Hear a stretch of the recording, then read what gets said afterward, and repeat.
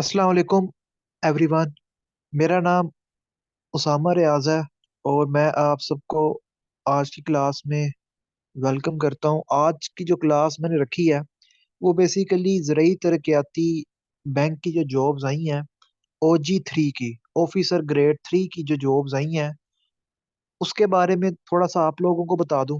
उसकी तैयारी कैसे करनी है, उसके कंटेंट्स क्या हैं, और मेरा क्या प्लान है, और जो मेरे अभी करंट स्टूडेंट्स हैं उनको किस तरह मैं डील करूंगा।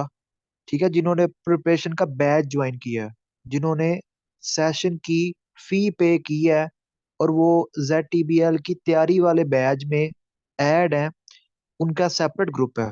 यानी कुछ स्टूडेंट्स हैं जिन्होंने फी पे की है, तो उनका सेपरेट ग्रुप है।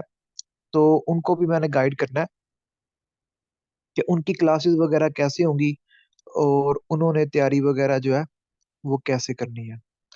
तो वेलकम टू गूगल्स लाइसियम।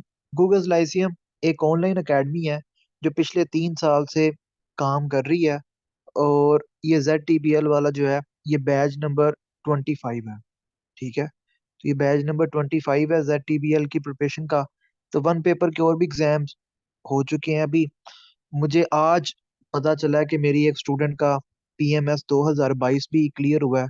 तो आजकल उनकी तबीयत थोड़ी ख़राब है। तो इनशाला अगले वीक या उससे अगले वीक संडे वाले दिन उनके साथ मैं सेशन भी रखूंगा कि PMS की तैयारी जो है वो किस तरह की जाए, और उन्होंने क्या क्या सोर्सेज को यूज़ किया था। तो आज से 3 साल पहले उन्होंने गूगल लाइसियम का बैच ज्वाइन किया था, और CSS दो सॉरी PMS 2022 में अल्लाह ताला ने उन्हें कामयाब किया, और उनकी जो मेहनत थी वो रंग लाई। तो अपना थोड़ा सा मैं इंट्रोडक्शन करवाता चलूँ। मेरा नाम उसामा रियाज है। मैं फाउंडर एंड CEO हूँ गूगल लाइसिम का, और मैं मेंबर हूँ royal horticulture society United kingdom का।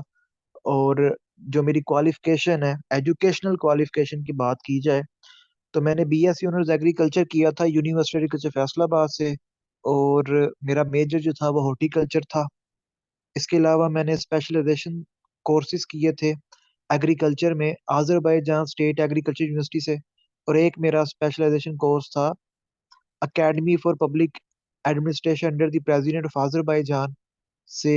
और मैंने मास्टर्स किया हुआ है पॉलिटिकल साइंस में यूनिवर्सिटी ऑफ सरगोदा से। और मेरा अभी रिसेंटली अभी मेरा एमफिल चल रहा है पॉलिटिकल साइंस में गवर्नमेंट कॉलेज यूनिवर्सिटी लाहौर में। और मैं एक और यूनिवर्सिटी में थोड़ी देर के लिए एमफिल पब्लिक पॉलिसी भी पढ़ चुका हूँ। ठीक है, वो मैंने कंटिन्यू नहीं कर सका, उसे मैंने फ्रीज करवा दिया था। तो इंशाल्लाह दोबारा जो है PhD पब्लिक पॉलिसी करनी है। तो ये मेरा छोटा सा इंट्रोडक्शन हो गया। तो ZTBL की जॉब्स आप सबको पता है कि आई हुई हैं। 20 दिसंबर उनमें अप्लाई करने की लास्ट डेट है। तो गूगल लाइसेंस जो है ZTBL की तैयारी का बैच स्टार्ट किए हुए हैं। और जो मेरे पुराने स्टूडेंट्स हैं जिन्होंने मेरा वन पेपर का कोई भी बैच ज्वाइन किया था, बैच नंबर 1 2 3 4 5 6 7 8 9 10 11, रमदान बैच, तहसीलदार बैच, कोई भी बैच अगर उन्होंने ज्वाइन किया था, तो उनके लिए ZTBL की जो तैयारी है वो फ्री है। ठीक है, और जिन लोगों ने मेरा PPSC वन पेपर का कोई बैच पहले ज्वाइन नहीं किया, वो 1500 रुपी फी पे करेंगे। उनके लिए फीस है वो 1500 जो है वो फी पे करेंगे। तो जो मेरे करंट स्टूडेंट्स हैं PPSC के, उनके लिए फ्री है। और जो मेरे पुराने स्टूडेंट्स हैं PPSC वन पेपर के, उनके लिए भी फ्री है। ठीक है, तो ज़राई तरक्याती बैंक में जॉब्स आई हैं, 300 सीट्स हैं, और 28 साल तक की एज वाले मेल और फीमेल दोनों अप्लाई कर सकते हैं। 16 ईयर्स ऑफ एजुकेशन मांगी हुई है। बेशक फिजिक्स में डिग्री है, केमिस्ट्री में डिग्री है, मैथ में डिग्री है, एग्रीकल्चर में डिग्री है, DVM में है, MBBS में है, BDS में है, ह्यूमन न्यूट्रिशन में है, फूड साइंस में है, इंग्लिश में है, उर्दू में है, पॉलिटिकल साइंस में है। किसी भी सब्जेक्ट में अगर आपके पास डिग्री है ना, तो आप ज़राई तरक्याती बैंक में अप्लाई कर सकते हैं। ज़राई तरक्याती बैंक में आपको अप्लाई करने से कोई भी नहीं रोक सकता, आप एलिजिबल हैं। 16 ईयर्स ऑफ एजुकेशन जो है वो ज़रूरी तरक्याती बैंक की रिक्वायरमेंट है। 16 साल एजुकेशन, यानी जिसने 4 साल BS किया है वो अप्लाई कर सकता है। जिसने 2 साल MA किया है, या 2 साल MSc की है, या BA ऑनर्स किया है, 4 साल BA ऑनर्स किया है, तो वो भी अप्लाई कर सकता है। ठीक है। तो तमाम लोग अप्लाई कर सकते हैं जिनकी डिग्री मुकम्मल हो गई है। ऑनलाइन अप्लाई होगा, OTS की वेबसाइट से ही अप्लाई होगा। तो OTS की वेबसाइट आप लोगों ने ओपन करनी है, और यहाँ पे है व्यू एडवर्टाइजमेंट। इस व्यू एडवर्टाइजमेंट के ऊपर क्लिक करना है, और व्यू एडवर्टाइजमेंट के ऊपर क्लिक करके बाद ये रजिस्ट्रेशन फॉर्म जो है इसके ऊपर आप लोग क्लिक करेंगे। इधर नेम लिखेंगे, मोबाइल नंबर लिखेंगे, CNAC, ईमेल, और उसके बाद आप रजिस्टर्ड अपने आप को करेंगे। रजिस्टर करने के बाद आप फिर जो है वो लॉगिन करेंगे, और ये लॉगिन है, क्लिक हेयर टू लॉगिन। तो लॉगिन करने के बाद जो है वो फिर आप अप्लाई कर देंगे। अब इसके सिलेबस की जरा बात करते हैं, कि इन्होंने लिखा भी हुआ है कि एग्रीकल्चर वालों को प्रेफर करेंगे, लेकिन इसका ये हरगिज मतलब नहीं है कि एग्रीकल्चर के अलावा बाकी लोगों को ये रखेंगे नहीं। इन्होंने सबको रखना है, इन्होंने रखना सबको ही है। और लड़कियों को इन्होंने ज्यादा प्रेफर करनी है। लड़कियों को भी इन्होंने रखना है, क्योंकि पिछली दफा भी इन्होंने लड़कियों काफी लड़कियां रखी हैं, इस दफा भी इन्होंने लड़कियां रखनी है। एक अच्छी जॉब है, ठीक है, और एक डिसेंट जॉब है, अच्छी जॉब है। ZTBL जो है एक सेमी गवर्नमेंट बैंक है। ये हुकूमत पाकिस्तान का 100, मतलब हुकूमत पाकिस्तान की बैंक है, लेकिन इसका जो स्टेटस है वो एक सेमी गवर्नमेंट बैंक के बराबर है। ठीक है, एक सेमी गवर्नमेंट बैंक के बराबर इसका स्टेटस है। ठीक है, तो स्टेटस इसका सेमी गवर्नमेंट बैंक के बराबर है। अच्छा, अब एक और बैंक की भी जॉब्स आई हैं, जो प्योर 100% सरकारी बैंक है। उसकी जॉब्स का भी मैं जिक्र करूंगा, उसमें अप्लाई किस तरह करना है वगैरह वो सारा मैं आज बताऊंगा। एक और बैंक में भी जॉब्स आई हैं, तो उसका भी मैं आप लोगों के साथ शेयर करूंगा। तो उस बैंक में भी जॉब्स आई हैं। अच्छा जी, इसका सिलेबस मैं आप लोगों के साथ थोड़ा सा शेयर कर दूं। देखो, आप लोगों का जो पेपर होगा ना, वो होगा 100 मार्क्स का। पहले मैं सिलेबस बता दूं, और एक एक कंटेंट के साथ मैं तैयारी का भी बता दूं। और मैं किस तरह तैयारी करवाऊंगा, यानी जिस बच्चे ने मुझे 1500 पे करना है उसको क्या डिफरेंट मिलेगा, तो वो भी मैं आपको बताता हूँ। तो 100 MCQs का ये पेपर होगा, आपका 100 MCQs का पेपर होगा। इसमें कोई नेगेटिव मार्किंग नहीं है, किसी भी किस्म की कोई नेगेटिव मार्किंग नहीं है। तो मेरा माउस जो है थोड़ा सा तंग कर रहा है, ये मंडे को ही जाके जो है वो चेंज होगा, तो इसलिए थोड़ा सा मुझे लिखते हुए इशू आ रहा है। तो नो नेगेटिव मार्किंग, 100 MCQs का पेपर है, कोई नेगेटिव मार्किंग इसमें नहीं है। तो नो नेगेटिव मार्किंग, ठीक है, इसमें कोई भी नेगेटिव मार्किंग जो है वो नहीं है। आपका जो पेपर है, अच्छा, पिछली दफा जो OTS वाले थे, ये एक प्राइवेट इदारा है। OTS जो है एक टेस्टिंग एजेंसी है, ये एक प्राइवेट इदारा है, जिसको ज़राई तरक्याती बैंक ने ठेका दिया है कि आप हमारे टेस्ट वगैरह कंडक्ट करें, और फिर इंटरव्यू ज़राई तरक्याती बैंक वाले खुद लेंगे। ठीक है, बैंक वाले जो है, बैंक मैनेजमेंट इंटरव्यू खुद लेती है।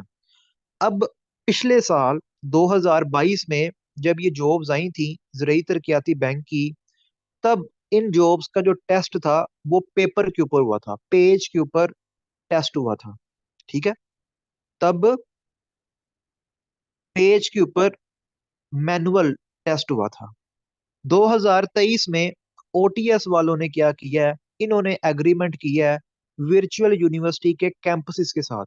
पूरे पाकिस्तान में जगह जगह, हर शहर में, हर तहसील में वर्चुअल यूनिवर्सिटी के कैंपसेस बने हुए हैं। ठीक है, वर्चुअल यूनिवर्सिटी के सब कैंपसेस बने हुए हैं, यानी किसी ने घर किराए पे लिया है और उसने वर्चुअल यूनिवर्सिटी का कैंपस बना लिया है, और वर्चुअल यूनिवर्सिटी से वो पैसे लेता है। जितने भी वर्चुअल यूनिवर्सिटी के कैंपसेस हैं, उन सब में कंप्यूटर लैब्स हैं। ठीक है, तो जितने भी वर्चुअल यूनिवर्सिटी के सब कैंपसेस हैं, उन सब सब कैंपसेस में कंप्यूटर लैब्स हैं। तो कंप्यूटर लैब्स हैं तमाम कैंपसेस में।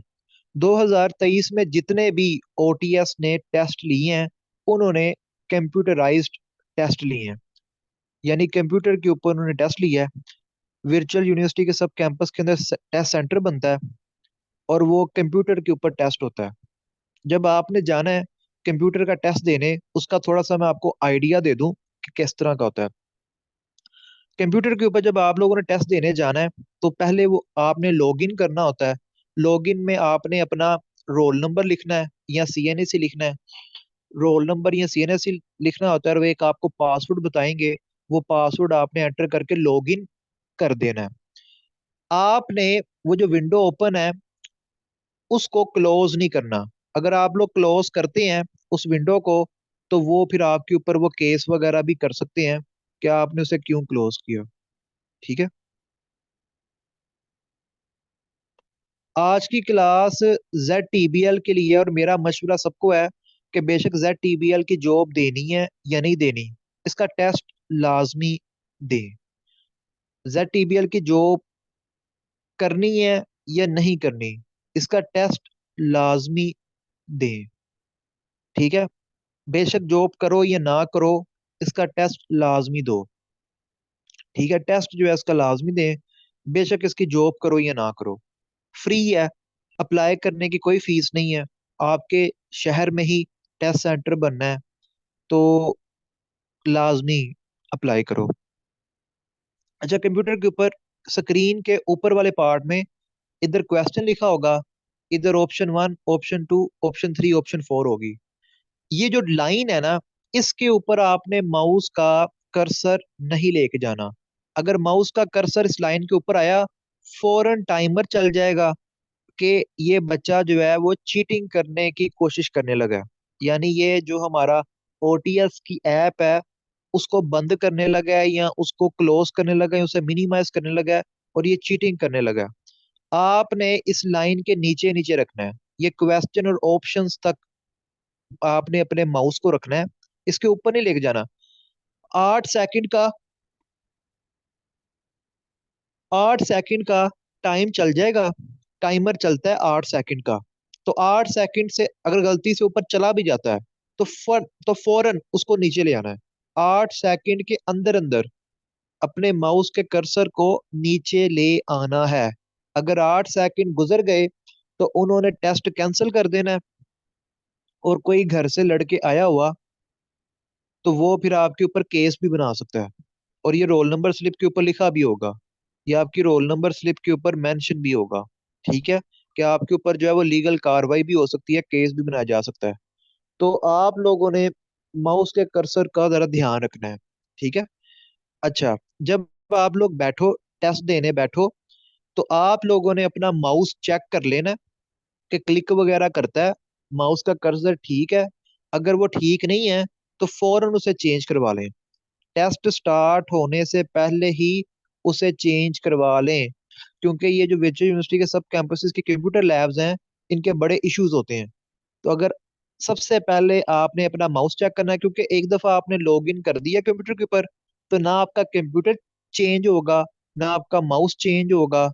तो आप लोगों ने जब बैठ जाना किसी कंप्यूटर पे, तो लॉग इन करने से पहले उसको जरा चेक कर लेना कि आपका माउस ठीक काम कर रहा है, आपका कंप्यूटर जो है वो क्या ठीक काम कर रहा है।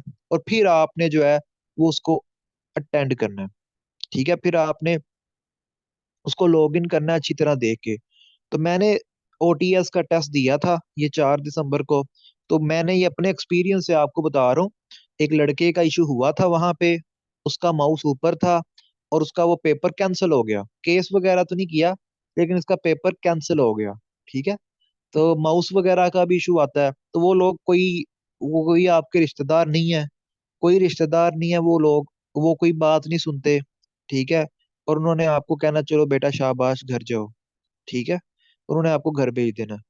तो इसके सिलेबस की बात करते हैं। 100 एमसीक्यूज आएंगे।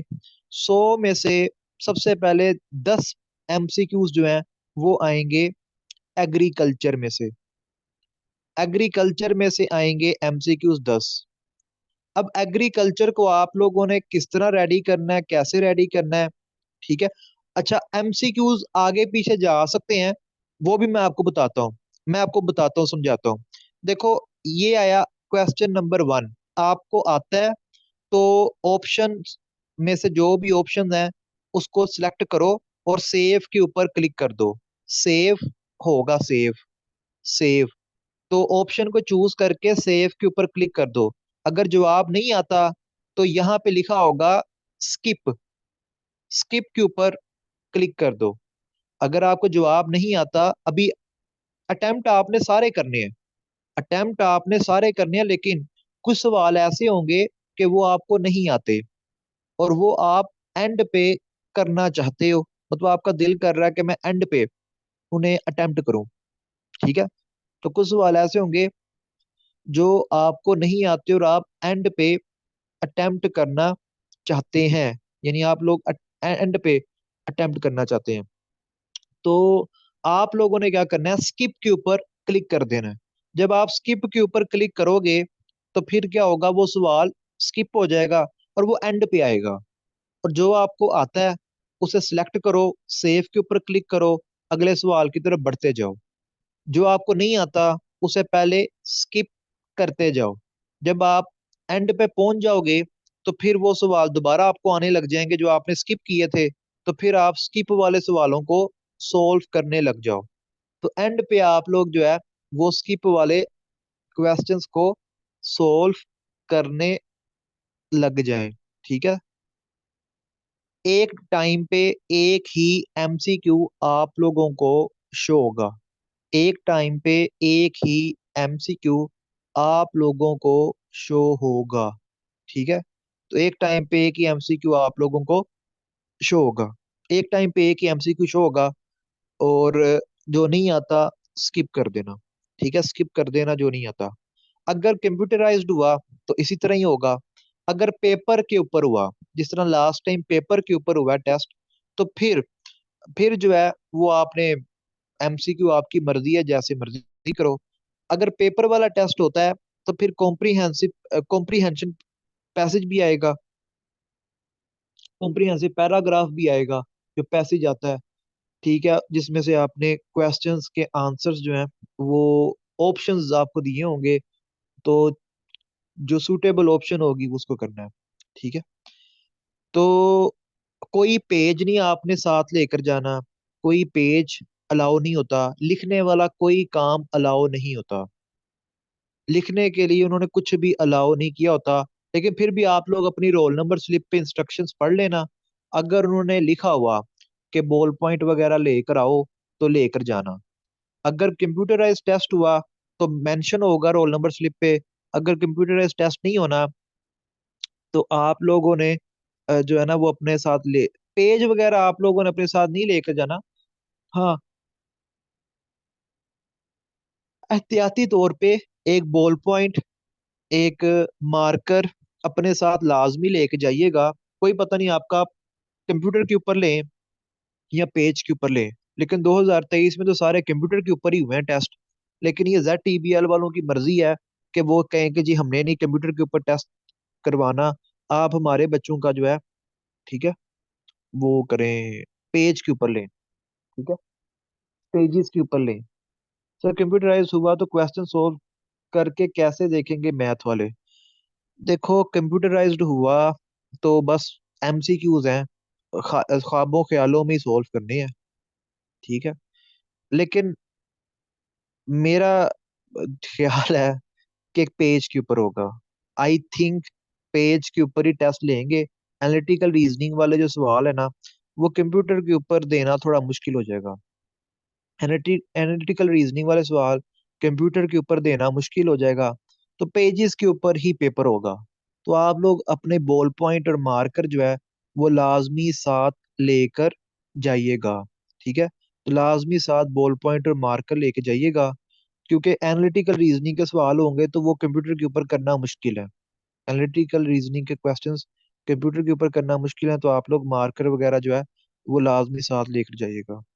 अच्छा जी, एग्रीकल्चर के आएंगे 10 एमसीक्यूज, जस्ट 10 एमसीक्यूज जो हैं वो एग्रीकल्चर के आएंगे। 10 एमसीक्यूज आने हैं एग्रीकल्चर के, ये ऑफिशियली सिलेबस अनाउंस हो गया है इस साल का। ठीक है।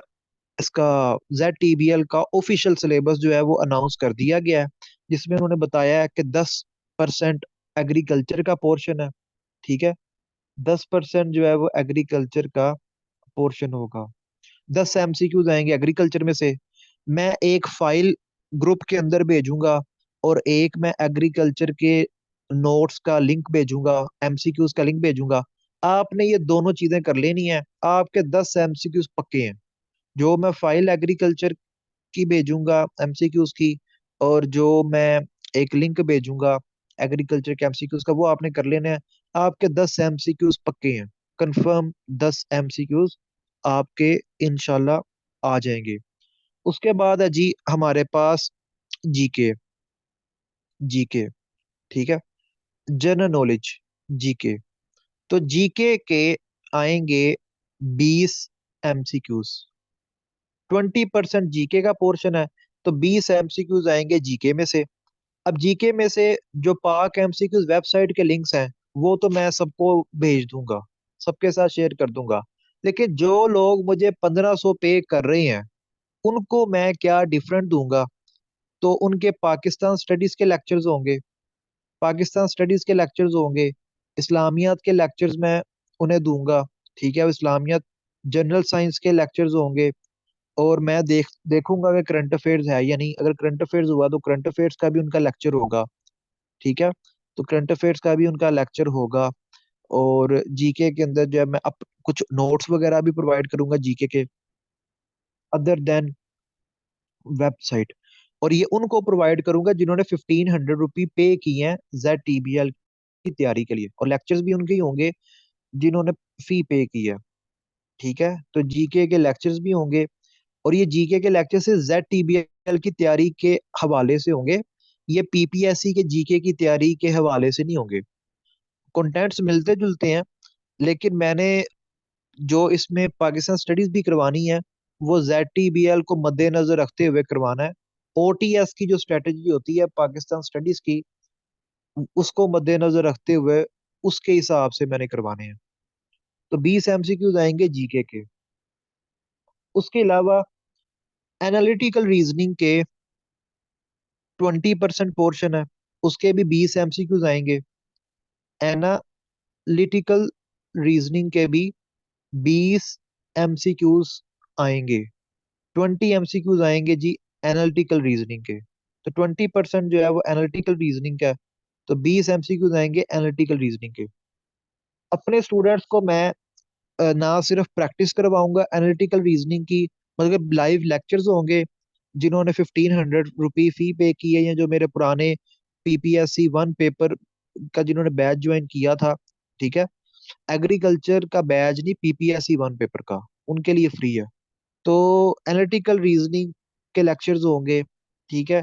और एनालिटिकल रीजनिंग की क्लासेस भी होंगी, उनमें मैं सोल्व भी करवाऊंगा, और उनकी अच्छी तरह प्रैक्टिस होगी, ताकि ये 20 के 20 उनके MCQs पक्के हों। अब जिनका एग्रीकल्चर का बैकग्राउंड नहीं है, वो 20 में से 20 जीके में भी ले सकते हैं, वो एनालिटिकल रीजनिंग में भी 20 में से 20 ले सकते हैं। तो जरूरी नहीं कि जिसके पास एग्रीकल्चर की डिग्री है वो ले जाएगा। अब एग्रीकल्चर के MCQs वाली फाइल मैंने भेजी है और एक लिंक भेजा है, तो जिनकी एग्रीकल्चर की डिग्री नहीं भी है, अगर ये वो कर लें, तो ये एग्रीकल्चर का भी कवर कर लेंगे। तो एग्रीकल्चर वाले बच्चे जो होते हैं, इतने कोई 12 सिंगे नहीं होते, इतने सींग नहीं उन्हें लगे होते। ठीक है, एवं सी बस पढ़ाई होती है और एग्रीकल्चर सब्जेक्ट की, और वन नाइट स्टडी करके वो पास हो जाते हैं। तो ये जो बाकी डिग्रीज वाले मुझे बड़े परेशानी की हालत में मैसेज करते हैं कि हमारा क्या बनेगा, हम तो एग्रीकल्चर वालों को compete नहीं कर सकेंगे। तो एग्रीकल्चर वालों को एग्रीकल्चर पढ़ के भी एग्रीकल्चर नहीं आती, तो आप लोग परेशान ना हो। वो भी आपकी तरह ही है, उनकी हालत भी आपकी तरह ही है, उनको कोई खास एग्रीकल्चर नहीं आता। जो मैंने फाइल और लिंक भेजा है, उसको जरा कर लीजिएगा, आपका भी एग्रीकल्चर हो जाएगा।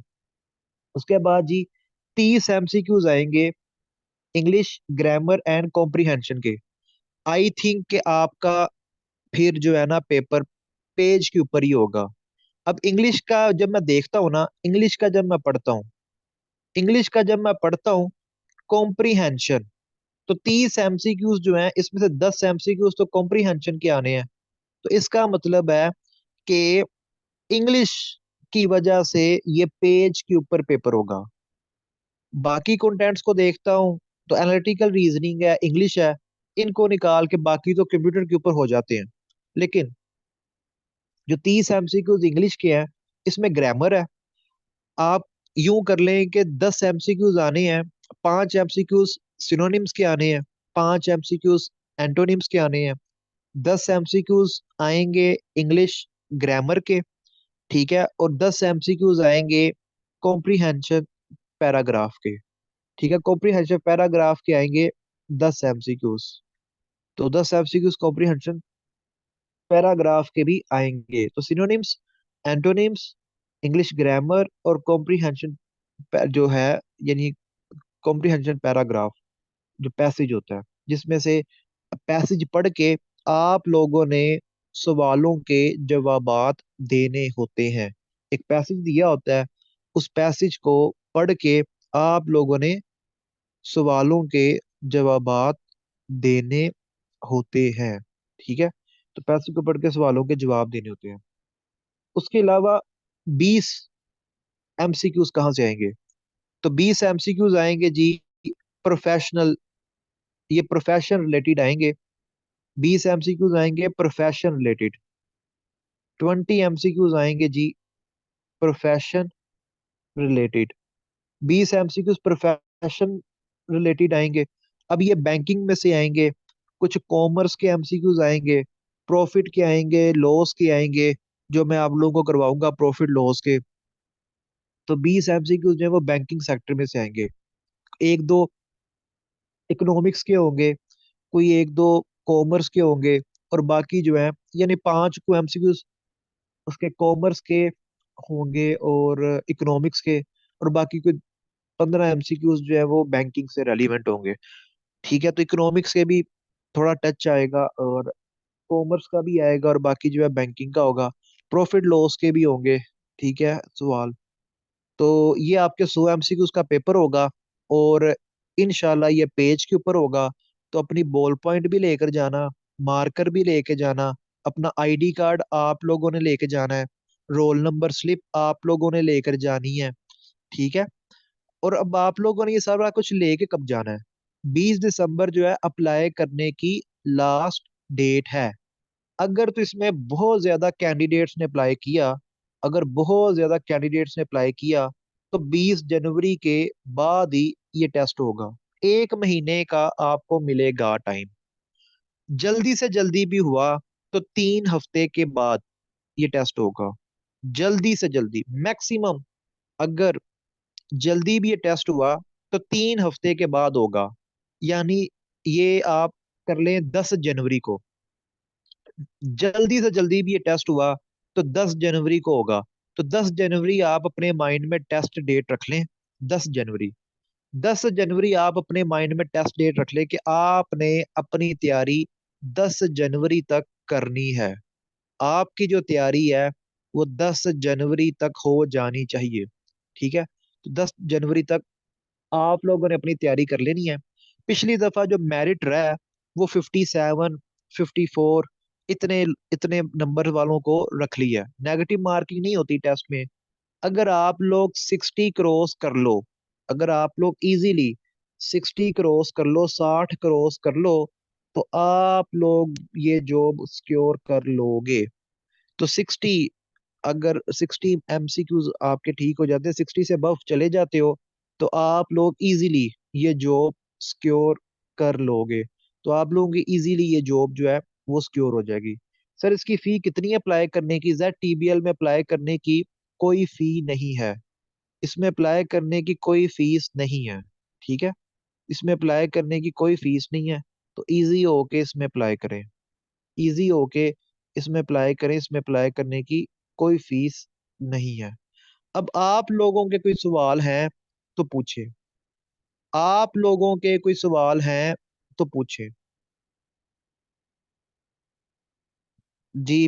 क्वेश्चंस, आप लोगों के कोई भी सवाल है तो पूछे। जो लोग जेड टीबीएल की तैयारी करना चाहते हैं वो आज ही मेरा प्रिपरेशन वाला बैच ज्वाइन करें। जेड टीबीएल की तैयारी के लिए 1500 फीस है। ठीक है, 1500 रुपी जो है इसकी फीस है। और जो लोग फी पे करेंगे उनको फिर जेड टीबीएल की प्रिपरेशन वाले बैच में ज्वाइन कर दो। हाँ, जो एक कॉमन बैच है जिसमें आप लोग वैसे भी ऐड हैं, जेड टीबीएल प्रिपरेशन नोट्स के नाम से कम्युनिटी है, उसके अंदर भी मैं लिंक्स वगैरह भेज दूंगा जो इंटरनेट के ऊपर डाटा पड़ा हुआ है। ठीक है, वो इंटरनेट वाला डाटा जो है वो भी मैं भेज दूंगा। वो सारे का सारा डाटा आज मैं भेज दूंगा। सर इंग्लिश पोर्शन मुश्किल होता है? नहीं, इंग्लिश पोर्शन बिल्कुल भी मुश्किल नहीं होता। उसकी मैं आपको प्रैक्टिस भी करवाऊंगा। सर इनकी अप्लाई के बाद कोई मैसेज नहीं आएगा जैसे पीपी? जी बिल्कुल, अप्लाई के बाद मैसेज आता है आपको। टेस्ट से तकरीबन 4-5 दिन पहले मैसेज आएगा, आपको मैसेज आएगा। सर जिन बच्चों का टेस्ट पास हो जाएगा तो इनका इंटरव्यू कितने टाइम बाद होता है और कैसा होता है? इनका इंटरव्यू होता है 3 हफ्ते के बाद। टेस्ट के 3 हफ्ते के बाद इनका इंटरव्यू होता है। जी इंग्लिश एमसीक्यूज का भी मैं करता हूँ। उसका सर आज जेड टीबीएल का तमाम चीजें, तमाम डाटा शाटा जो है वो मैंने सेंड कर देना। तो टेस्ट के 3 हफ्ते के बाद इंटरव्यू होता है। और जो हम्बल बैकग्राउंड से हैं, जो लोग अगर कोई ऑर्फन है तो वो लाजमी अप्लाई करेंगे। जेड टीबीएल वाली चीजें बहुत देखते हैं। जिसको जॉब की जरूरत होती है जेड टीबीएल वाले उसे जरूर रखते हैं। इंटरव्यू में पूछते भी हैं आपके फैमिली बैकग्राउंड का। ठीक है सर, जेड टीबीएल की जॉब का स्केल क्या है? देखो ये एक सेमी गवर्नमेंट बैंक है। ये है तो हुकूमत का ही है, लेकिन इसका स्टेटस जो है वो सेमी गवर्नमेंट है। ठीक है, इसका जो जॉब का स्केल है वो OG3 है, ऑफिसर ग्रेड 3। जो पीपीएससी के थ्रू अगर आप जाते हैं, एफपीएससी के थ्रू जाते तो ग्रेड 16 बनता। यानी बेसिक पे स्केल जो रेगुलर सरकारी मुलाजमीन है उनके ग्रेड 16 के बराबर है। OG3 जो है ये ग्रेड 16 के बराबर है। सर ओटीएस वालों का ये जेटीबीएल का 3 हफ्ते बाद होता है। देखो ओटीएस की ये पॉलिसी है कि टेस्ट के 3 हफ्ते के बाद इंटरव्यू उन्होंने लेना है। और ओटीएस वाले खुद इंटरव्यू नहीं लेते, जेड टीबीएल वालों ने इंटरव्यू लेना है। लेकिन डाटा शाटा ओटीएस वाले ही भेजते हैं। सर जेड टीबीएल की जॉब का स्केल क्या बता दिया सर। जब अप्लाई करते हैं जेड टीबीएल का से कोई मैसेज आता है, मींस फौरन कोई मेल वगैरह आती है? नहीं। जब आप अप्लाई करते हैं तो जस्ट वो आपको ये कहते हैं कि आपकी एप्लीकेशन सबमिट हो गई है। वो आपको और कुछ भी नहीं बताते। वो और आपको कुछ भी नहीं कहते। वो आपको कुछ भी नहीं बताते। वो जस्ट आपको इतना कहते हैं कि आपकी जो एप्लीकेशन है वो सबमिट हो चुकी है। वो बस आपको यही कहते हैं। जो ओल्ड स्टूडेंट्स हैं जिन्होंने मेरा पीपीएससी पेपर की तैयारी के लिए कोई भी बैच ज्वाइन किया था, ठीक है, उनको फी पे नहीं करनी। उनको फी पे नहीं करनी। देखो मैं इस दफा बाकी लोगों से भी फी पता क्यों ले रहा हूँ? लास्ट टाइम मैंने जेड टीबीएल की तैयारी फ्री ऑफ कॉस्ट करवाई थी। मैं आपको अपना एक्सपीरियंस शेयर करता हूँ। एक टीचर जो होता है ना, वो क्या चाहता है? एक टीचर चाहता है कि जब उसका स्टूडेंट कामयाब हो तो वो टीचर को भी बताने की जहमत करे। पिछली दफा मैंने फ्री ऑफ कॉस्ट इंटरव्यू के लिए भी डाटा वगैरह, नोट्स वगैरह शेयर किए, सेशन रखे। मैंने रिटर्न एग्जाम के लिए भी डाटा वगैरह शेयर किया। फिर इंटरव्यू की तैयारी के लिए मैंने सारा कुछ किया। जिस जिसको जो जो इशू था, मैंने मैंने इंटरव्यू की तैयारी भी करवाई और रिटर्न एग्जाम को बताया। लेकिन निहायत ही अफसोस की बात है कि बहुत से लोगों ने मुझे ये भी बताने की जहमत नहीं की कि हमारी जॉब हो गई है। बहुत से ऐसे लोग थे जिन्होंने ये भी बताना गवारा नहीं किया कि हमारी जॉब हो गई है। तो ये चीजें मुझे हर्ट करती हैं कि मैं अगर अपना टाइम निकाल के अगर देता हूँ और आगे से मुझे कोई ये भी ना बताए कि सर हमारी जॉब हो गई है। मैं किसी को ये नहीं कहता कि मुझे कोई 5 किलो मिठाई भेजो, ना मैं खा सकता हूँ। ठीक है, मुझे मन है मिठाई खाना। तो बहुत से स्टूडेंट्स ऐसे होते हैं जो बताते भी नहीं है। ठीक है, तो ये मुझे चीजें और ज्यादा बताता हूँ। अच्छा, इस साल मैंने एग्रीकल्चर ऑफिसर की तैयारी के लिए एंड एग्रीकल्चर ऑफिसर के इंटरव्यू की तैयारी के लिए फ्री सेशन रखा। और मैंने 4-5 गेस्ट बुलाए उनके जरिए सेशन रखे कि जिस जिस बच्चे ने एग्रीकल्चर ऑफिसर की तैयारी करनी है, जिस जिस बच्चे ने एग्रीकल्चर ऑफिसर की तैयारी करनी है उसको मैं तैयारी करवाऊंगा। और मैंने एक एक बच्चे को तैयारी करवाई। यानी मैंने अपना प्लेटफॉर्म ओपन कर दिया कि आप लोगों को जो भी इशू है, जो भी है, करो। यकीन जाने, यकीन जाने, एक बच्चे के अलावा, एक लड़की के अलावा और किसी ने भी बताने की जहमत नहीं की। क्लियर। 12 लोगों का हुआ। 12 थे जिनका मतलब इंटरव्यू की तैयारी मुझसे बहुत ज्यादा ने की। कोई 25-30 थे जिन्होंने इंटरव्यू की तैयारी की, उनमें से 12 सिलेक्ट हुए। उन 12 में से सिर्फ एक लड़की ने मुझे मैसेज किया और मुझे बताया। बाकी 11 ने बताना भी गवारा नहीं किया। तो ये जो फ्री सर्विसेज है ना, मैंने इसलिए बंद कर दी हैं कि फ्री सर्विसेज लोग ना फिर आपकी रिस्पेक्ट नहीं करते। यानी मैं सिर्फ क्या डिमांड होती है कि मुझे सिर्फ ये बता दो कि हो गया। ठीक है, ये भी नहीं बताते। तो एक सवाल आया, सर कुछ लोग कहते हैं कि हर जगह सिफारिश होती है, ये टेस्टिंग जस्ट फॉर्मेलिटी है। तो क्या ZTBL के केस में भी ऐसा ही है? नहीं। पिछली दफा जो ZTBL के लोग सिलेक्ट हुए हैं, उनमें ऐसे ऐसे बच्चे सिलेक्ट हुए हैं जिनकी कोई सिफारिश नहीं थी। इसमें कोई सिफारिश नहीं है। वो सिर्फ आपको देखेंगे, ठीक है, और आपकी नीड को देखेंगे और वो आपको रख लेंगे। ठीक है, कोई सिफारिश की जरूरत नहीं है। ये कोई असिस्टेंट कमिश्नर की पोस्ट तो है नहीं कि जिसके लिए आप किसी वजीर की सिफारिश, बल्कि असिस्टेंट कमिश्नर में भी सिफारिश नहीं लगती। तो इसमें कोई सिफारिश नहीं चाहिए, कोई सिफारिश नहीं चाहिए। ठीक है। सर क्या डॉक्यूमेंट्स उसी टाइम अपलोड करने होते हैं जब अप्लाई करना होता है? अभी तो कोई डॉक्यूमेंट्स नहीं उन्होंने मांगे, ना कोई डॉक्यूमेंट्स अपलोड करने थे। एक सवाल है सर, जब अप्लाई कर देते हैं अगर ड्यूरिंग अप्लाई कोई मिस्टेक हो जाए तो सबमिशन के बाद एडिट हो सकती है? नहीं, एडिट नहीं होती। OTS की वेबसाइट का मसला ही है कि OTS में एडिट नहीं होता। सर ऐसा भी तो होता है कि NTS टेस्ट में, कंप्यूटर टेस्ट जब होता है तो वो रफ के लिए एक पेज प्रोवाइड करते हैं, तो ये भी पॉसिबल है, हो सकता है जी, बिल्कुल पॉसिबिलिटी है कि ये लोग भी कोई पेज वगैरह जो है वो प्रोवाइड करें। पॉसिबिलिटी है कि ये लोग भी कोई पेज वगैरह प्रोवाइड करें। एनालिटिकल रीजनिंग में पेज चाहिए। एनालिटिकल रीजनिंग के सवालों को करने के लिए, आपको रफ वर्क को करने के लिए पेज चाहिए। और किसी का कोई सवाल है तो पूछे। देखो आप लोग सवाल पूछोगे, अपनी कंफ्यूजन दूर करोगे, तो फिर ही आपको पता चलेगा। सर 100 MCQs के लिए कितना टाइम होता है? 90 मिनट, 1.5 घंटा। अगर कंप्यूटर के ऊपर ये टेस्ट हुआ तो मैक्सिमम आपको 35 या 40 मिनट लगेंगे। कंप्यूटर बेस्ड टेस्ट हुआ तो 35-40 मिनट में आपका टेस्ट हो जाएगा। सर मैं अभी क्लास के दौरान ही अप्लाई करने की कोशिश कर रही हूँ पर रजिस्ट्रेशन नहीं हो रही मेरी। काइंडली आप एक दफा दोबारा बता सकते हैं? सर ZTBL का सेशन कब स्टार्ट होगा? ZTBL का सेशन कल से स्टार्ट है। 17 दिसंबर 2023 को पहली क्लास होगी।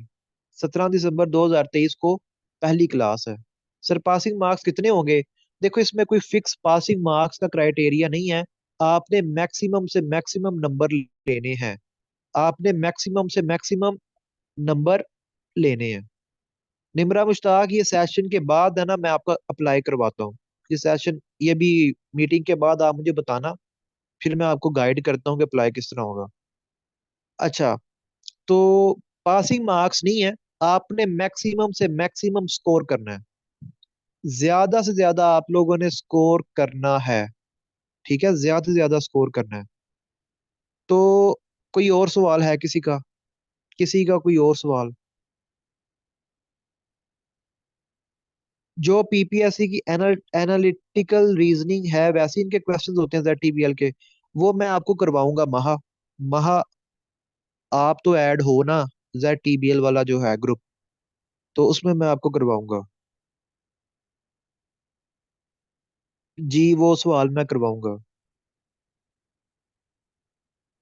सर एप्लीकेशन सबमिशन से पहले तो एडिट हो जाती है? नहीं होती। ध्यान से जरा फिल करना, वो एडिट नहीं होती। कुछ बच्चों का थोड़ा सा इशू आ गया था, वो एडिट नहीं थी हो रही। तो सोच समझ के फिल करें उसे। आपने की है? जी आयशा सिद्दीका कह रही हैं कि इन्होंने एप्लीकेशन एडिट कर ली थी, इनकी हो गई थी, तो आप लोगों की भी हो जाएगी। लेकिन सबमिट होने से पहले पहले एडिट हो सकती है। वो एडिट इसी तरह ही होगी कि आपने सबमिट होने से पहले उसे बंद कर देना है। जब आप बंद कर देंगे, दोबारा लॉग इन करेंगे, उसे दोबारा नए सिरे से फिल कर लें, तो वो हो जाएगी।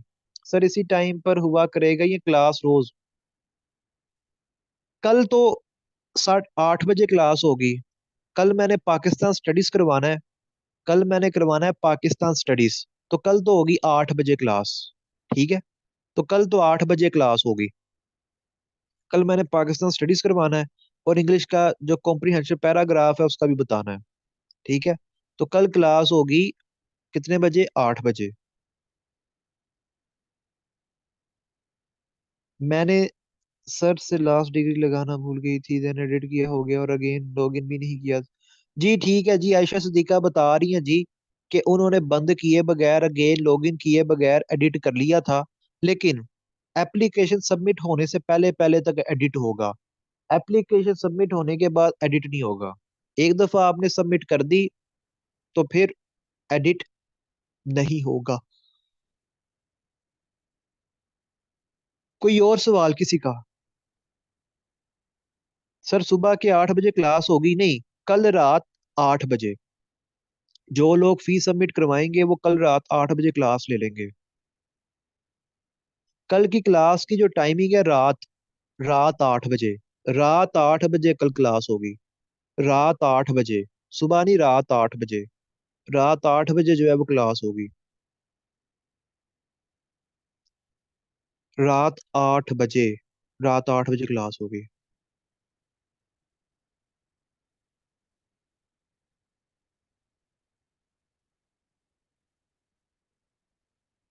और किसी का कोई सवाल? किसी का कोई क्वेश्चन? Any question?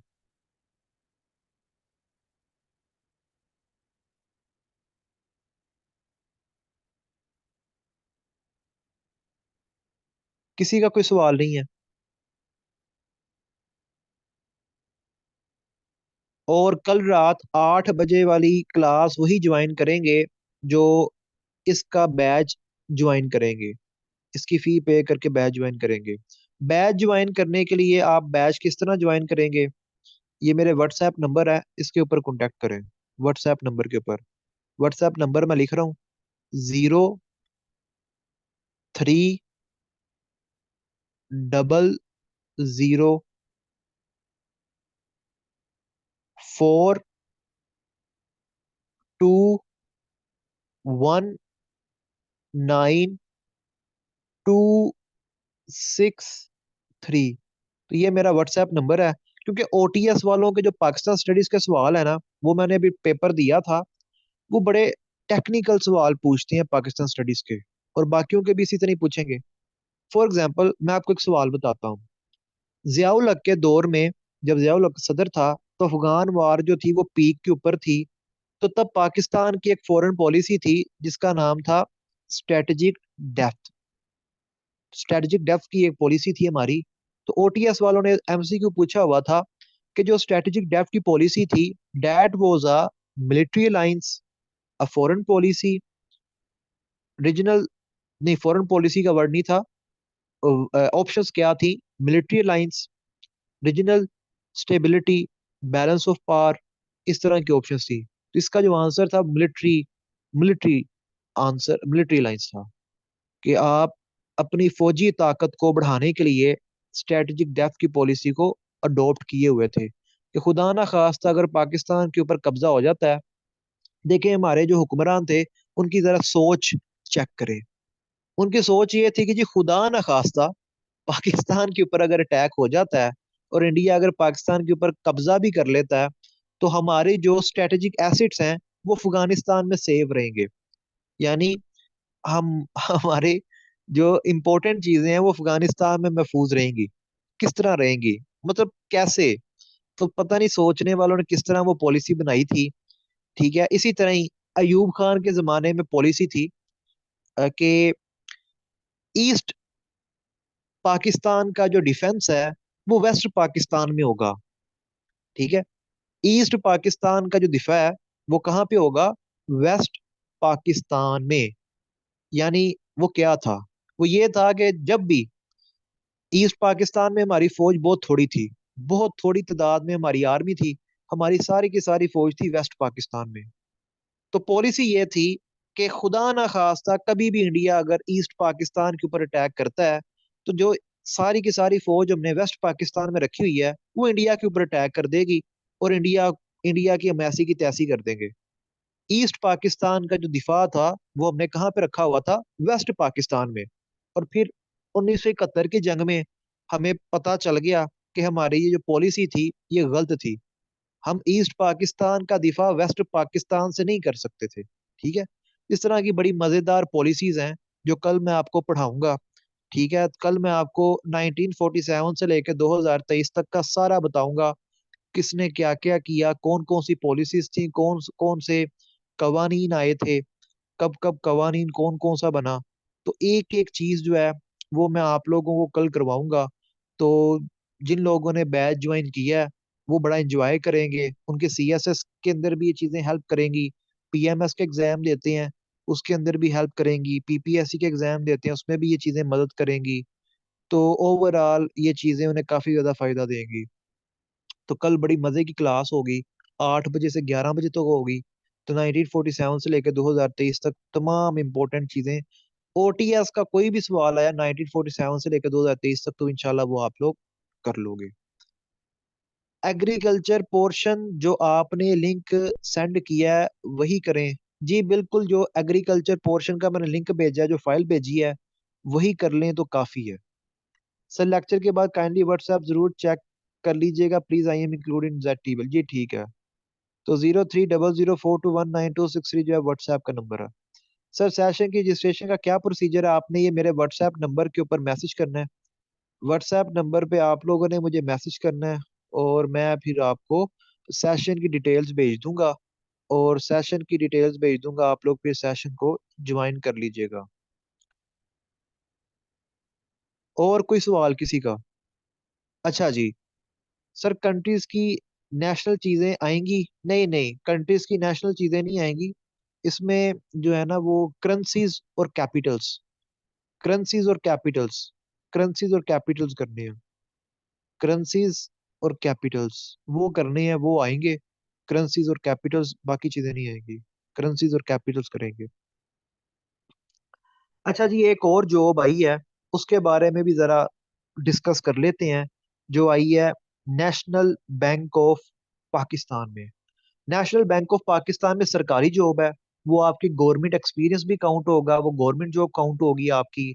उसकी पे पैकेज भी अच्छा है, ZTBL से अच्छी जॉब है। और तैयारी क्या है? वही तैयारी है जो ZTBL की तैयारी है, लेकिन उसमें एग्रीकल्चर नहीं है। जो नेशनल बैंक की जॉब है उसमें एग्रीकल्चर नहीं है। ठीक है जी। करंट अफेयर्स को भी देखना है आप लोगों ने ZTBL के लिए। तो नेशनल बैंक की जॉब के बारे में जरा डिस्कस करते हैं। ये नेशनल बैंक वाली जॉब बहुत अच्छी है। इनका पे पैकेज ZTBL से अच्छा है, पक्की नौकरी है, पेंशन वाली जॉब है।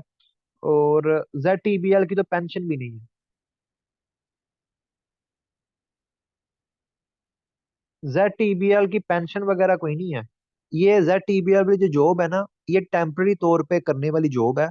कि अगर आपको कोई जॉब नहीं मिल रही, आप मेल और फीमेल है, कोई जॉब नहीं मिल रही, तो आप इसे टेम्पररी तौर पे, वक्ती तौर पे इसे कर लें। ठीक है, ये वक्ती तौर पे करने वाली नौकरी है। ये वक्ती तौर पे करने वाली नौकरी है, कोई पक्की नौकरी नहीं है। नेशनल बैंक वाली जॉब अगर हो जाती है तो इसे पक्का भी करेंगे तो फायदा ही है। ठीक है, कोई नुकसान वाली बात नहीं है, फायदा ही है। अच्छी जॉब है नेशनल बैंक वाली। तो एक अच्छा उनका पैकेज है।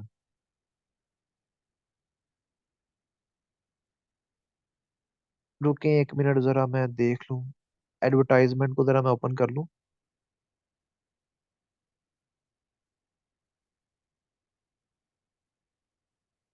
फिर मैं आप लोगों को भी बताता हूँ।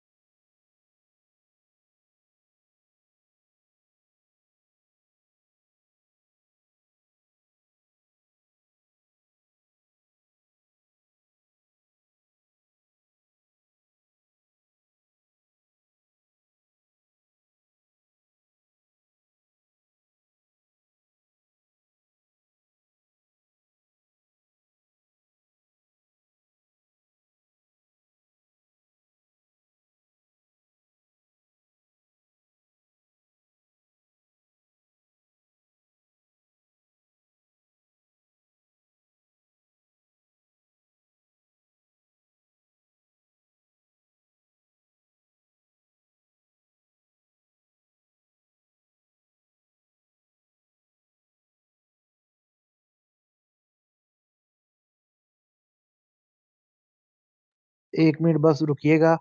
वो उसको मैंने डाउनलोड किया हुआ था, मुझे याद आ गया, अब तो मुझे मिल नहीं रहा। मैंने पहले से डाउनलोड किया हुआ था, तो उसको मैं ओपन कर लूँ।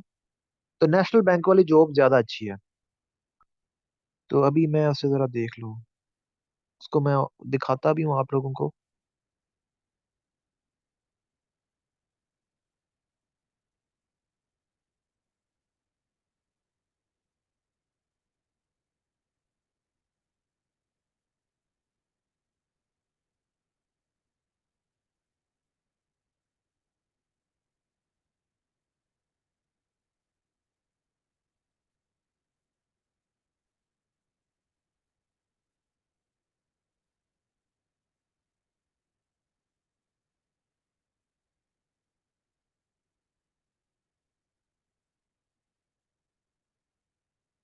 बस ओपन हो गई है पिक्चर।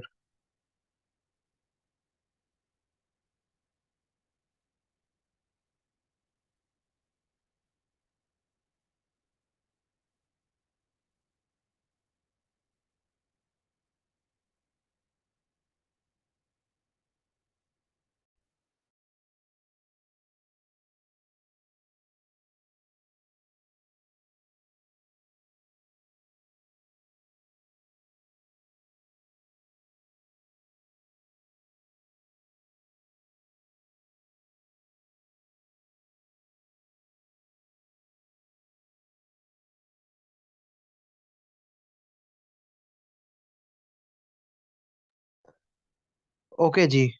तो ये एडवर्टाइजमेंट आई है जी, नेशनल बैंक ऑफ पाकिस्तान की जॉब्स की।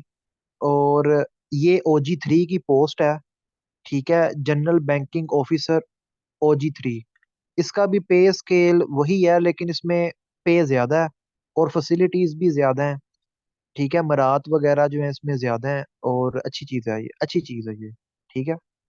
तो अच्छी चीज है। प्लेस ऑफ पोस्टिंग, आपकी जॉब होगी किधर? खैबर पख्तूनख्वा का जिला बन्नू, डेरा गाजी खान, पंजाब का शहर फैसलाबाद, गिलगित गवादर, इस्लामाबाद, झंग, कराची, लाहौर। लाहौर के बाद है मर्दान, मियांवाली, मीरपुर आजाद कश्मीर, कोयटा, रावलपिंडी, साहिवाल, सियालकोट। ये प्लेस ऑफ पोस्टिंग है, यानी आप लोगों की जॉब इन शहरों में से किसी एक में होगी। और यकीनी तौर पे जो आपका करीबी शहर है वहीं पे होगी। ठीक है। तो ये पूरे पाकिस्तान के लिए अपॉर्चुनिटी है। ठीक है। पूरे पाकिस्तान के लिए ये अपॉर्चुनिटी है। ये अपॉर्चुनिटी पूरे पाकिस्तान के लिए है, मेल और फीमेल दोनों के लिए है। इसमें क्या लिखा हुआ है जी? एलिजिबिलिटी क्राइटेरिया क्या है? मिनिमम ग्रेजुएशन और इक्विवेलेंट फ्रॉम अ लोकल और इंटरनेशनल यूनिवर्सिटी कॉलेज। ग्रेजुएशन मांगी हुई है। सिंपल BA वाले भी अप्लाई कर सकते हैं, BSc वाले भी अप्लाई कर सकते हैं, MA वाले भी अप्लाई कर सकते हैं, MSc वाले भी अप्लाई कर सकते हैं। ग्रेजुएट मांगा है। वो ग्रेजुएशन 2 साल भी हो सकती है, वो ग्रेजुएशन 4 साल भी हो सकती है। मिनिमम 60% आपके नंबर होने चाहिए ग्रेजुएशन में, या आपकी 2.5 CGPA होनी चाहिए। या तो आपकी 2.5 CGPA हो, या आपके 60% नंबर हो, आप अप्लाई कर सकते हैं। एज लिमिट जो है वो 26 ईयर्स है। 26 ईयर्स जो है वो एज लिमिट है। 26 साल से एक दिन भी ज्यादा नहीं होना चाहिए। मैं लास्ट डेट देख लूं, ये ना हो कि डेट गुजर गई हो और मैं आपको बताता जाऊं। ठीक है। और बाद में पता चले कि डेट गुजर गई है। Apply online within 10 working days from the date of publication advertisement. चले, ये मैं ग्रुप्स के अंदर भेज दूंगा, इसकी लास्ट डेट क्या है। ठीक है, ग्रुप्स के अंदर बता दूंगा मैं। अच्छा, एक्सपीरियंस का उन्होंने बताया कि जी 1 साल का रेलिवेंट बैंक एक्सपीरियंस को प्रेफर किया जाएगा। लेकिन उन्होंने ये भी लिखा है कि जिनके पास एक्सपीरियंस नहीं है, जो फ्रेश ग्रेजुएट्स हैं, उनको भी हम इंकरेज करते हैं कि वो अप्लाई करें। अगर उन्हें फ्रेश ग्रेजुएट्स पसंद आए तो उन्होंने रखने फ्रेश ग्रेजुएट ही हैं। देखो, जो एक्सपीरियंस वाला बंदा होता है ना, उसको ट्रेन करना मुश्किल है। एक्सपीरियंस वाला बंदा पहले से कुछ सीख के आता है, उसे कुछ नया सिखाना मुश्किल होता है। जो फ्रेश ग्रेजुएट होता है उसे नेशनल बैंक वाले जैसे मर्जी सिखा सकते हैं। तो जो बिल्कुल फ्रेश होता है, जो रो होता है, उसे वो जिस तरह मर्जी सिखा सकते हैं। तो फ्रेश ग्रेजुएट्स को भी उन्होंने प्रेफर करना है। तो फ्रेश ग्रेजुएट्स भी अप्लाई करें लाजमी। फ्रेश ग्रेजुएट्स के लिए भी इक्वल अपॉर्चुनिटी है, तो वो भी लाजमी अप्लाई कीजिएगा। अब अप्लाई किस तरह करना है, ये रिस्पॉन्सिबिलिटीज वगैरह की तरफ तो मैं नहीं जाऊंगा। ठीक है, इसको रहने देते हैं कि क्या रिस्पॉन्सिबिलिटीज हैं। तो उसके बाद बात करते हैं नीचे। हाँ, उन्होंने कहा जी अच्छी कम्युनिकेशन होनी चाहिए, बोलना आना चाहिए वगैरह वगैरह। ठीक है, ये चीजें ऐसी होती हैं।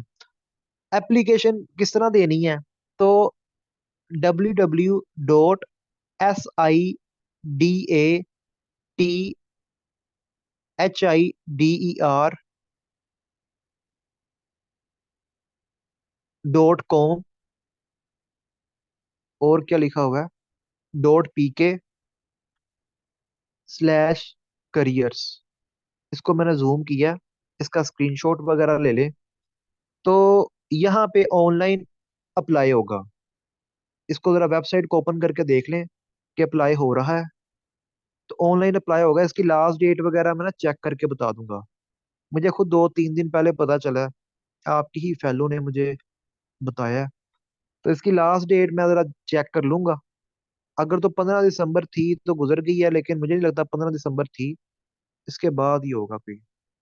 तो www. ये जरा मैं भी वेबसाइट ओपन कर रहा हूँ, तो अभी देख लेते हैं कि क्या हिसाब किताब है इसका।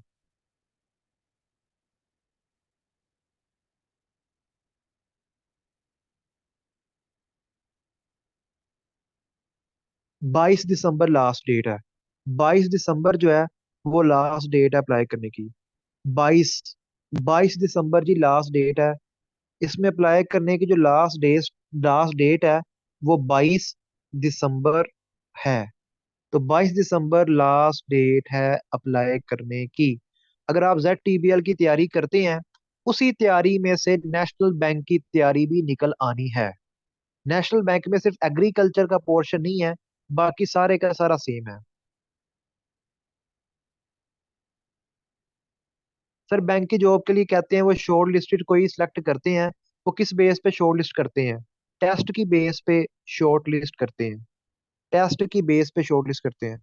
सर एग्रीकल्चर का जो आपने लिंक सेंड किया हुआ है कि उसमें से 5 चैप्टर्स ही करने हैं, नहीं, वो एग्रोनॉमी, एंटोमोलॉजी, हॉर्टिकल्चर, PBG और सॉइल साइंस के MCQs रहने दो, वो नहीं करने। वो agronomy, entomology, horticulture, PBG, soil science वाले MCQs को रहने दो। ठीक है, बाकी पोर्शन के ऊपर भी ज्यादा जोर दो। सर NB के लिए एग्रीकल्चर स्टूडेंट भी अप्लाई करते हैं, जी बिल्कुल। नेशनल बैंक ऑफ पाकिस्तान के लिए एग्रीकल्चर के स्टूडेंट्स को भी अप्लाई करना चाहिए। सर क्या इसमें करंट अफेयर्स होते हैं ZTBL में? हाँ, हल्के फुल्के होंगे। सर ये दोनों जॉब्स कॉन्ट्रैक्ट बेसिस होती हैं। ये परमानेंट हो ही जाता है बंदा। ZTBL वाली तो परमानेंट है, नेशनल बैंक वाली भी परमानेंट है। इसमें परमानेंट ही होता है। इसमें परमानेंट ही आप समझे, ये परमानेंट ही है। आप परमानेंट ही समझे इसे। ZTBL को भी और नेशनल बैंक को परमानेंट ही समझे आप।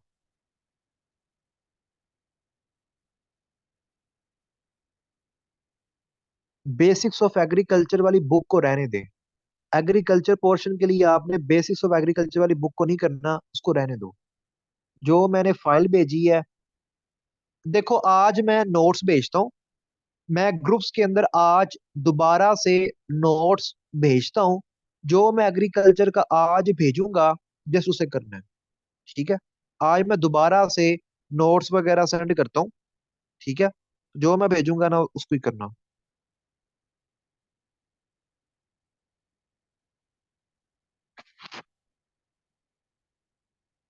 और स्टूडेंट्स की कुछ क्लासेस होंगी। जी आज मैं नोट्स वगैरह भेजूंगा, सारा कुछ करता हूँ मैं आज। ठीक है, आज बैठ के ना मैं करता हूँ सारा कुछ। कोई और सवाल है किसी का तो बताएं। कोई क्वेश्चन वगैरह है तो बताएं आप लोग। कोई सवाल वगैरह है तो बताएं।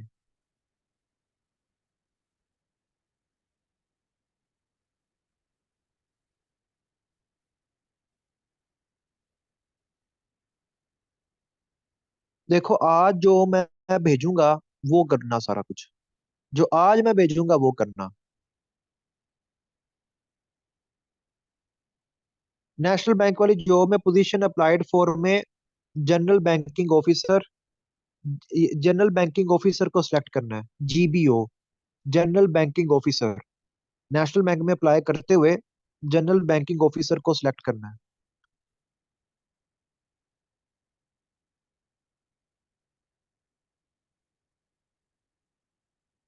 एक सवाल आया कि जो मटेरियल आप सेंड करेंगे वो इनफ है। मैं अपनी तरफ से तो इनफ करके ही भेजूंगा, लेकिन वो इनफ नहीं है। मैक्सिमम से मैक्सिमम पढ़ना चाहिए, तो ज्यादा से ज्यादा पढ़ लेना। जितना ज्यादा पढ़ सकते हो उतना पढ़ लेना।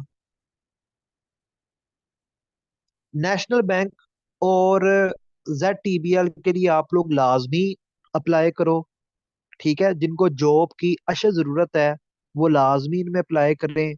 ये एक अच्छी अपॉर्चुनिटीज आई हैं, ये बार बार नहीं आनी। जिनको जॉब चाहिए, लाजमी चाहिए, वो लाजमी अप्लाई करें। सर, टेस्ट तो बाद में होता है ना, अक्सर जब बैंक के लिए अप्लाई करते हैं तो साथ ही नोटिफिकेशन आता है कि जब आप देखो इसमें अप्लाई करो ना आप, ZTBL का टेस्ट होगा। ठीक है, टेस्ट होने के बाद वो इंटरव्यू लेंगे और जिसको रखना होगा वो रख लेंगे। ठीक है। शॉर्ट लिस्टेड वो प्राइवेट बैंक्स के में अंदर होता है। सरकारी बैंकों में टेस्ट होता है। वो प्राइवेट बैंक होते हैं, वहां पे सिफारिशें होती हैं, वहां पे शॉर्ट लिस्ट किए होते हैं। तो प्राइवेट बैंक्स का हिसाब किताब और है, सरकारी बैंक के अंदर जॉब का हिसाब किताब और है।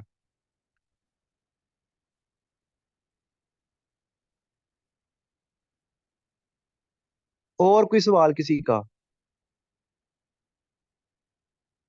किसी का कोई और क्वेश्चन? किसी का कोई सवाल है तो पूछे।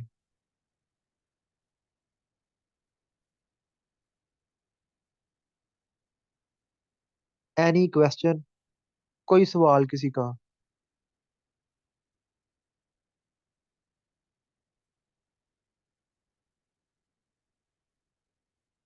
कोई क्वेश्चन नहीं है? सर, मिडिल नेम में क्या लिखते हैं?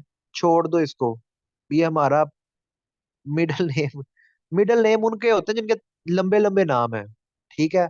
अहमद रजा खान, जिस तरह मेरे एक उस्ताद हैं, मेरे टीचर हैं अहमद रजा खान, तो उनका फर्स्ट नेम है अहमद, मिडिल नेम है रजा, और सर नेम है खान।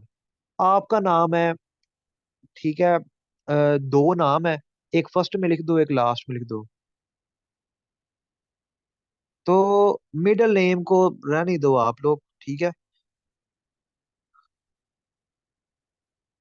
अच्छा, ये जो सवाल होता है ना कि जॉब कब कब आती है, अब एक सवाल आया है, नेशनल बैंक में OG3 वाले वाली जॉब कब कब आती है, means next time. Next time किसी ने नहीं देखी। नेक्स्ट टाइम किसी ने नहीं देखी। जो आज है वही है। नेक्स्ट टाइम की कोई गारंटी नहीं होती कि नेक्स्ट टाइम जॉब कब आएगी। ठीक है।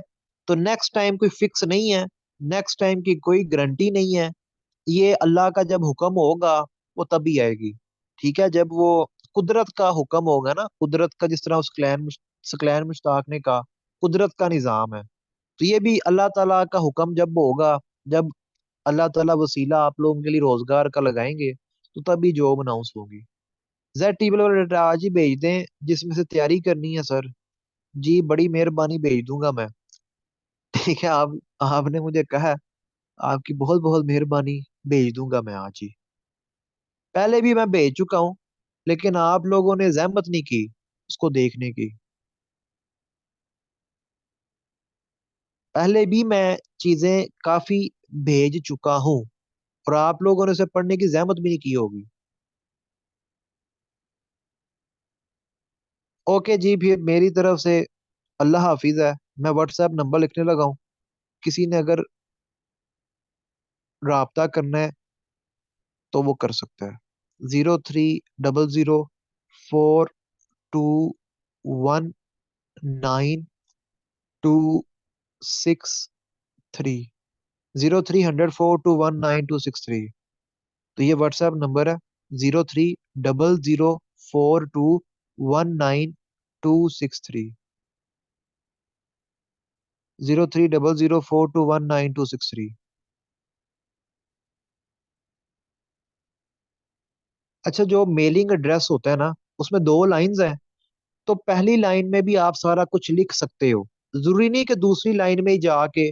वो कुछ लोग होते हैं, उनका एड्रेस बहुत लंबा होता है। अगर वो पहली लाइन में पूरा नहीं आता, तो वो दूसरी लाइन को यूज कर सकते हैं। अगर आपका पहली लाइन में सारे का सारा एड्रेस आ जाता है, तो पहली में लिख दो। कोई मसले वाली बात नहीं है।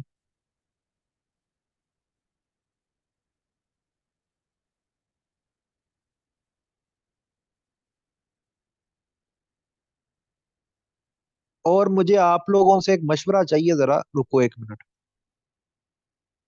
आज वीकेंड नाइट है। रुको जरा एक मिनट, मैं पूछता हूँ एक चीज। ओके जी। ये मेरा व्हाट्सएप नंबर है, अगर किसी ने रबता करना हुआ तो वो कर सकता है।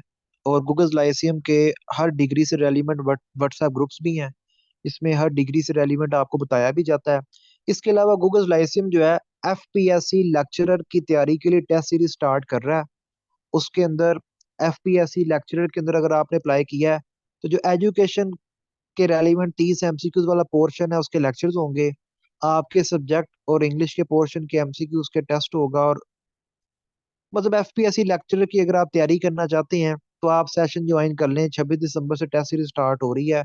1,000 उसकी फी है।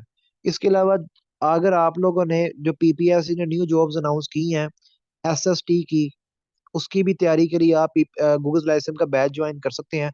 उसकी भी टेस्ट सीरीज होगी, केमिस्ट्री वगैरह की, और उसका 1,000 रुपया फी है। ठीक है, उसकी टेस्ट सीरीज की भी 1,000 फी है। ओके जी। अल्लाह हाफिज।